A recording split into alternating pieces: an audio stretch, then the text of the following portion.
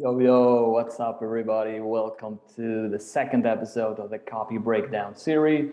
Today, we're going to be looking at an email from Ben Settle, one of the best email copywriters, in my opinion, and one of the best marketers. Actually, when I wanted to start studying email copy, his name like kept coming up everywhere I asked. So I said, you know what, let's get on his list and see what he's up to. And man, I was impressed with what I saw. This dude, his style, the way he approached the copy, the stories, it's just amazing. So let's start with the subject line. Why swiping John Caples could get you tossed in jail. This is an amazing subject line simply because it appeals to a simple emotional psychological need of human beings, which is self-preservation. There are basically four core emotions, not emotion, but let's say psychological needs that motivates any human behaviors. They are self-preservation, recognition, romance, and money. And the most powerful one is self-preservation, and it's actually the reason why human beings are the species that has lived and kind of evolved from what it was to what it is today. So, and Ben is using that in this headline, like everybody wants to self-preserve himself or herself and don't want to be in jail. And the interesting point is that he says, why swiping John Caples? So swiping is basically using a swipe file. You should use it to get inspiration, but unfortunately, some people just copy paste and change the words. So that's what swiping means. And John Caples is one of the legends of copywriting. I think he lived in the 20s or 30s, I think. So that's why the subject line is amazing: self-preservation and curiosity. Then let's go to the body copy. No salutation, right to the point. You will never ever read an email from Ben where there is hi, hello, or dear friend, or whatever. Straight to the point. Many suns ago, back in my LinkedIn days, I got embroiled in a copywriting debate, specifically about John Caples' famous piano ad. They laughed when I sat down at the piano, but when I started to play, ... And this is amazing. This hook is really powerful because it's a story, and he talks about how he got into a debate, and people love drama actually, and this is why Gossip magazine sells so well, because people love drama, they love debate, fights, gossip, all these things. So when he talks about this debate, there is a high chance that you will continue to read, and it's a story in itself, so you will continue reading. A brilliant headline, extremely successful ad, blah, blah, blah. So he basically explained what the ad is about, and then he explained the reason, and then he gives the warning, but could get you could get a swipey pearl thrown in a stripy hole. So it means that if you swipe this ad, the piano ad, it can get you into trouble. Why? Because the ad is a story about a guy at a party about to play piano, the piano with nobody thinking he can do it, doubting him and even laughing at him, but to everyone's gasp and astonishment, he plays like a pro as if he'd been playing for years. Then he goes on to explain why this is dangerous, and then he says, but I imagine that would not fly in a financial or health-related niche today. What he's doing here is basically audience identification.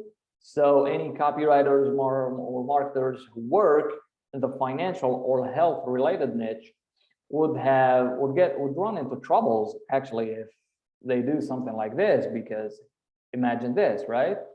A person who does not exist, who used the product that does exist to make a bunch of money or cure some kind of ailment.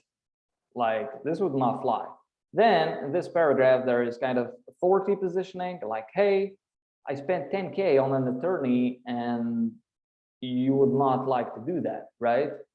I just did spend some more 10K recently having some sales letters examined by an internet marketing attorney for legal compliance. And I can tell you, the old red pencil came out as slashing in A editing for far less examples at the words that B might potentially consider to be deception.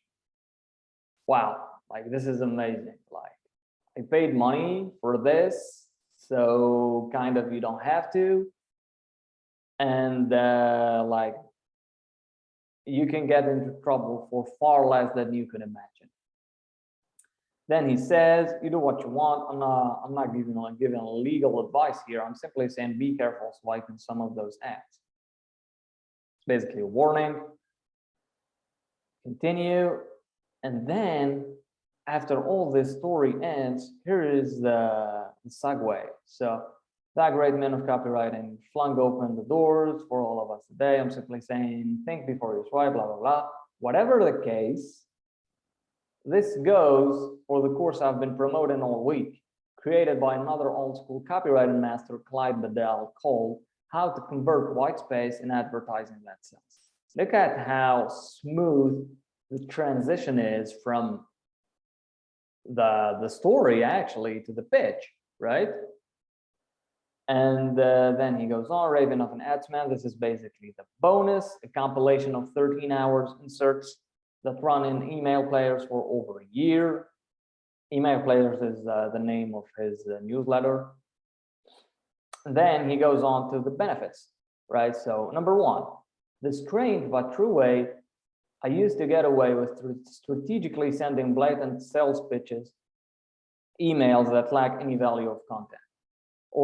This is like great bullet point because it's answer the question that any email copywriter or any marketer asks, hey, can I sell in every email? And the second one is, what should I write about if I run out of content? Like, what should I do? Like, I don't know what to say. And this is what he's answering this first bullet point. Then we have this one. I found this very interesting because it's controversial. Why is borderline immoral and evil not to outright shame your leads, market, customers, and clients into buying your products and services? And this is controversial because in copywriting, you're taught to be empathetic and to give hope to your audience and to be on their side, be an ally of theirs instead of being an enemy and preaching all the time. So, and he's saying kind of the opposite. He's saying it's immoral not to shame your leads into buying your products and services. Next bullet point, a secret way to get critical market data without needing any complicated or sophisticated test software or thousands upon thousands of websites visitor each day. This is very useful for any copywriters, again, for research purposes. Then a nagging Facebook woman's secret to selling high-ticket health offers without needing to make any claims, setting any benefits, or possibly even having to mention a product. This is a great promise and great benefit for any copywriter in the health niche, because compliance-wise, it's very hard to get something to work and to convert and also be compliant on Facebook. Like their policy and stuff is worse than the FDA. So this promise would be very appealing to someone who writes copy for health offers, especially Facebook ads copy and even landing pages, because Facebook analyzes everything anyway. So then the sock secret IP there, to write an endless number of emails that can sell the hell out of commodities. Like commodities, they are boring products to sell. So he's giving you the sock secret to sell them, the TERP, not Trump method used by high-level negotiators to help blast up your response, sales, and profits, the wannabe reverse engineer guide to knowing the mentality about how I start emails, which makes Writing emails, easy peasy for the most part. I love this bold point also. What the world's most secretive A-list copywriter, 99% chance you've never heard of him, even if you're a copywriting fanboy, told me on a phone call back in 2008 that can potentially turn even a newbie with little or no talent into a proverbial mad genius with writing headlines. This is good, like, this is great, really good, because it does two things. What the world's most secretive A-list copywriter. A-list copywriter, this is an authority positioning, like, hey, this is an A-list dude, like, he's the best of the best, right? And there's curiosity there because the most secretive, so you don't know him, like we say 99% of people don't know him, so there's a high chance that you don't know this dude. That's the first thing, and he's an A-list. So basically, the only way to learn about what he told Ben in 2008 is to get the product, because you can't get it anywhere else, which is very powerful persuasion here, right? And a whole lot more. Intrigue, curiosity again. You can get it at a fat discount. It's basically a reason to act now, right? Then the CTA, very clear. And that's pretty much it. So yeah, I think this email is a perfect example of how you can, because a lot of people say that you should not sell in your emails, you should only sell the click, like get people enticed and motivated and kind of intrigued enough to click, and the selling will happen in the sales page. But in this example, you're not going to the sales page, like everything is happening here, right? So I didn't click on the link, but I would guess it's only it's like an order page, right? So yeah, that's an excellent example of that. And that's pretty much it for today, guys. Let me know what you think and see you on the next one. Cheers.